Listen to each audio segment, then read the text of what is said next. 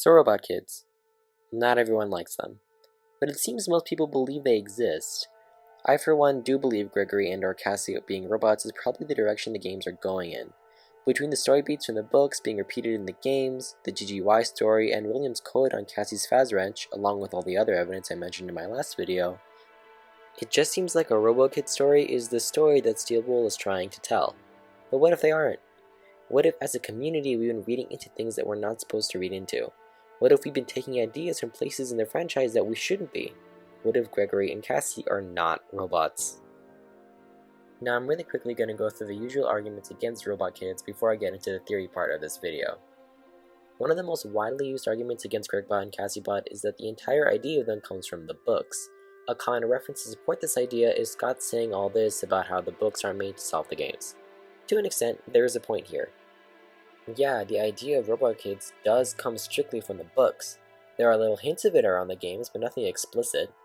But later in that same Scott post, he mentions the story of the games is over, which is no longer true.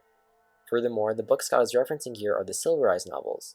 But I ask, if Scott just wanted to make a one-and-done novel trilogy about a robot girl, why are we seeing constant stories about robot kids and people in Fazbear fights and tales? It is a constant, reoccurring element. This next argument goes in the complete opposite direction of the last one, saying that Tales is canon, and therefore theories like mine which use characters from Tales as parallels to characters in the game as evidence for robot kid theories are wrong because those characters are real people. My one and only argument for Tales canon is that Eleanor, a character from Frights, is mentioned in Tales, which means Frights is canon to Tales, which according to people that use this argument is canon to the games, which is to say, a gamer giving birth to Springtrap is canon to the games, and I'm sorry but I cannot accept that. That is a line I am simply unable to mentally cross. Anyway, an argument for specifically Gregory this time is that the encyclopedia lists him as human. I could see this as a way Scott wanted to subtly confirm Gregory is not a robot, but to be honest I just do not trust this book. There are so many inaccuracies and inconsistencies in it that it's hard for me to take what it says straightforwardly. Also, saying Gregory is a human could simply be a way to avoid spoiling future story beats. A lot of people also cite Gregory originally being able to bleed in Security Breach as proof he's human, and that line was only cut to get past age restrictions for the game. Ignoring the fact that the idea of robot kids comes with the idea of them being able to bleed as seen in the Silver Eyes, I just want to point something out. You're probably already familiar with this room and this wall code, but just to refresh you, it says, "Break and mend, I built the breath. They hunt now drawn to life, not real, still keen, and freight and fraught with thought and zest and jest, no blunt woes. Dodge, duck, flash, shoot, crawl, run, crush the vile band. Cry not, try not, do not hold out hope, no, your life will aim, will save those with soul." Now, there's been a lot of debate on who wrote this and why, but I want to talk about who this is about and who it's for. Obviously, it lists instructions that Gregory ends up following. It's a commonly held belief among Gregbot believers that this is a list of objectives programmed into Gregory, and that's why he destroys the animatronics, even when some wouldn't expect a child to be as brutal as he ends up being. But if you don't believe that Gregory is a robot, you've probably heard that argument before, so I'm not going to try to convince you. What I am going to do is ask you, genuinely, if you think the wall code isn't about Gregory, who is it about? The Mimic? That sounds unlikely to me. We don't see any version of the Mimic from the books or the games do anything like the things listed. So please, genuinely, if you have a theory about who this is about and you don't believe it's Gregory, tell me your idea in the comments. With all that said, there is one big argument I've neglected to mention yet, and in my opinion, it is by far the strongest argument against Gregbot or CassieBot, and that argument is, why? Why would Scott and Steel Wool want to bring back old characters like Crying Child and Charlie? From a writing standpoint, why bring these characters back? From a meta perspective, why keep pushing a story beat that most of your fans seem to not be a fan of? Furthermore, if you look at Gregory and Cassie and examine their multiple similarities to Crying Child and Charlie respectively, then you also have to look at Vanessa's relation to Elizabeth. You can say, sure, William wanted to rebuild Crying Child and put him back together, so he made Gregory. And you can say, yeah, Henry wanted to rebuild Charlie like he did in the book, so he made Cassie. But there's basically no precedent anywhere for the same kind of idea applying to Vanessa and Elizabeth. ID's Fantasy made a good video about this topic, which I'll link in the description, and Melissa Garcia 1705 commented a very interesting theory on my last video that says that the Mimic program / glitch trap wanted to rebuild the Apton family while simultaneously finding minions to do his bidding, so went after people like Vanessa and Gregory and turned them into Vanny and GGY.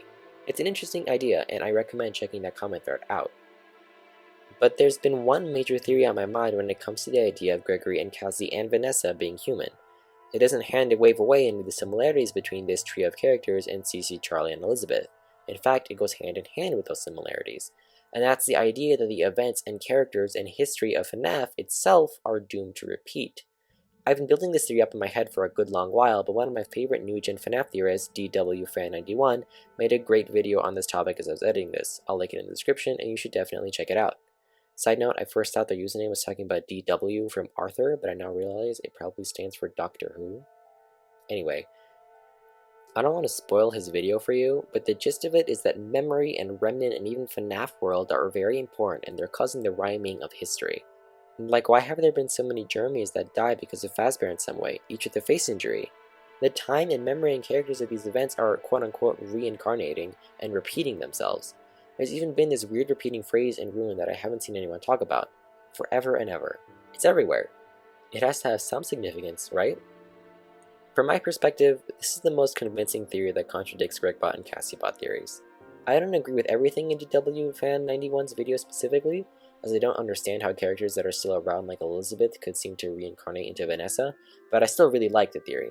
In my opinion, the truth of FNaF is really either some kind of reincarnation / forever and ever theory, or some kind of Robot Kids theory. But let's say you don't believe in either. You don't see or agree with the parallels between Gregory and Cece or Cassie and Charlie, and you think they're just regular kids. What would that imply about this Help Wanted Security Breach Ruin story arc? Well, we know GGY tells us Gregory is pretty definitively Patient 46, which would imply he's been possessed by Glitch Trap, same as Tape Girl from Help Wanted. We know Cassie knows about the VR game and that it is old. Maybe Gregory got his hands on some dusty copy somehow. We know Gregory is homeless by the time of Security Breach, so maybe getting affected made him run away and shack up at the Pizzaplex to help Vanny. Although he doesn't run back home at the end of Security Breach, so it could be possible this was his situation since before any GGY stuff. He ends up getting freed from the virus, but has nowhere to go, so he might end up staying in the Pizzaplex. It's possible Cassie somehow frees him sometime after they meet, but it's also just as possible that he gets freed from the virus immediately before the start of Security Breach.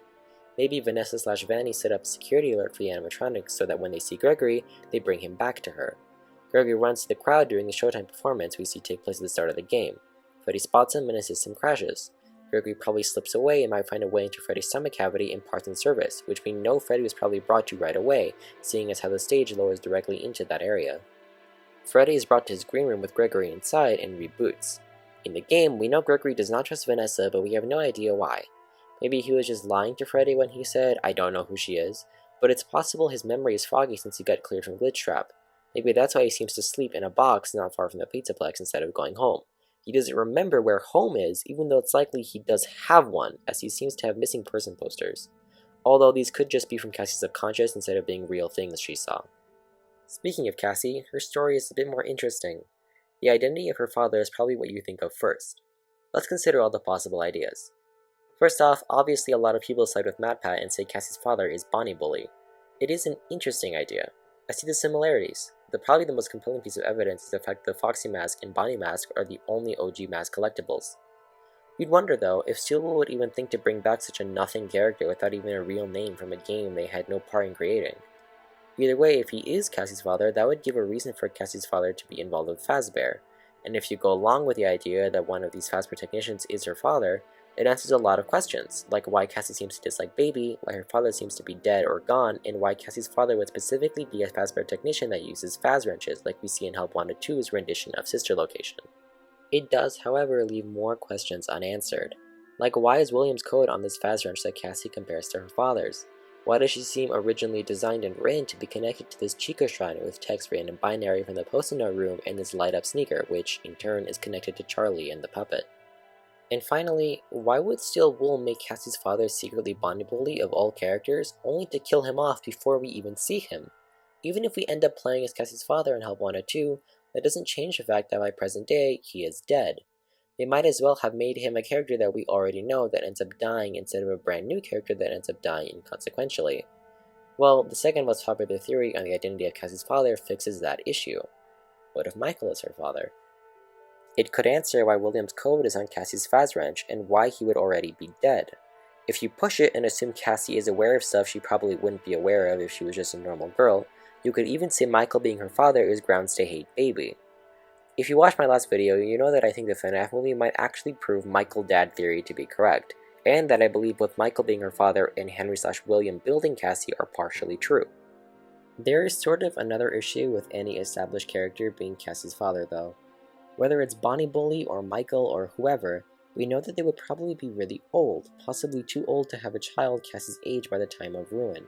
But again, if your father is not an established character, then we run into that problem I mentioned earlier where Steel Wool introduces a character with a secret identity that's already dead by present day, which is just weird to do from a writing perspective. After looking at all the evidence and commonly levied arguments against Gregbot and Cassiobot theories, I do still have to say I believe they're robot kids. But at the same time, my stance has changed. I find the reincarnation/forever and ever theory very compelling, and like I said earlier, I feel Steel Wool is either going in that direction or the robot kid direction. I used to sort of believe people who completely ignored all the connections between Gregory and CC and between Charlie and Cassie just really didn't want the franchise to go into this direction, and so they were willing to deny all evidence that would point to the story being written this way. I don't believe that anymore. And ultimately, even though I think that robot kid theory is more likely than any other theory, I still don't really want it to be true. Whatever you believe in, remember to be respectful and keep an open mind. Let me know what your thoughts are on this topic in the comments. Bye!